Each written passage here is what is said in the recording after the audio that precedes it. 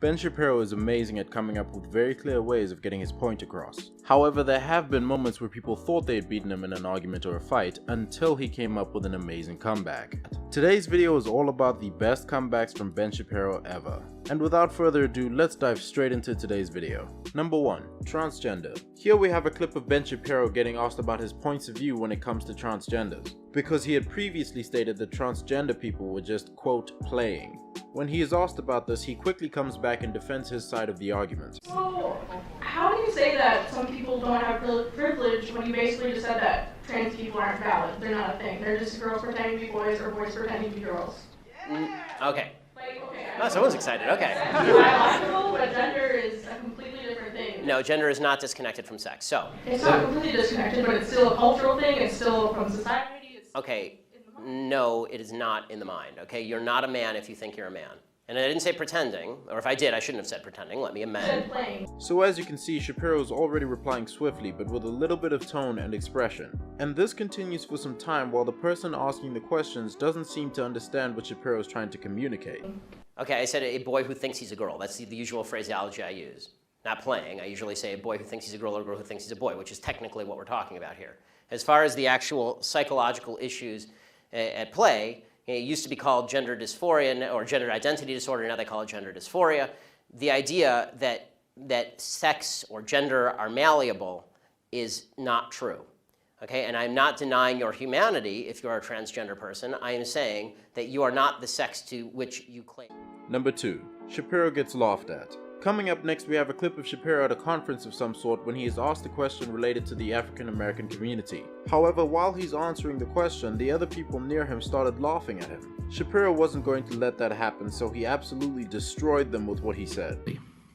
Because it has nothing to do with race and everything to do with culture. And when you have a culture that doesn't... As you can see, as soon as Shapiro says the first couple of words of his argument, they start laughing at him. However, watch how their facial expressions change as they realize that what Shapiro is saying is actually true. You know what? Explain to me. You explain to me why black kids aren't graduating high school. Explain that one to me. Explain to me why black kids are shooting each other in rates significantly higher than whites are shooting each other. Explain to me why 13% of the population is responsible for 50% of the murder. Explain to me why the number of black kids in prison, not for innocent reasons, not for walking down the street and getting pulled into a prison, is so high. Number 3.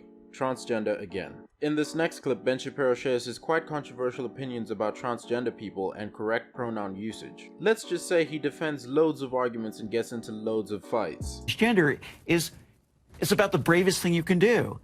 Did she deserve the award? 65? Yes. Why are we mainstreaming delusion? It's not delusion. Why would you call it delusion? Because Bruce Caitlyn Jenner, I'll call him Caitlyn Jenner. No, because it's that's her. You're not being polite to the pronouns. Because disrespectful. Okay. As you can probably tell, Shapiro has some quite controversial opinions that he's sharing. However, he's managing to come back from every argument thrown at him. Forget about the disrespect. Facts don't care about your feelings. It turns out that every chromosome, every cell in Caitlyn Jenner's body is male with the exception of some of his sperm cells. It turns out that his brains... Number 4. Pro-choice. This is one of the funniest ones yet. In this clip, Shapiro was at a panel when a pro-choicer asked him a question about his point of view on abortion. Happy Halloween, Ben. Thank you. Yeah. So I have an issue with your stance on abortion. Okay. Right, so you define life as starting at conception through biology, pretty much.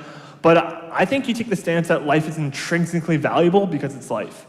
And that's where I disagree. I think there's two things that make life valuable. I think consciousness, the ability to experience pain, senses and stuff like that, and personal identity. In particular, psychological continuity. Now this is where the funny comes in. Shapiro gives a well thought out argument and comes back strong, but then he drops a joke in there. Let me know if you catch it. Identity. So the fact that we have memories, we have relationships, people have relationships to us. I think those are Do you need both of those, or is it either or? I just want to clarify your position. Either or. Okay, so if it's either or, then people with Alzheimer's have real continuity problems, you can't kill them. No, because people still have relationships with them though, right? So like just because you have I mean, you have a relationship with them, but with people with advanced stage Alzheimer's, they really don't have a relationship. Okay, but for the sake of example, like let's say someone dies, right?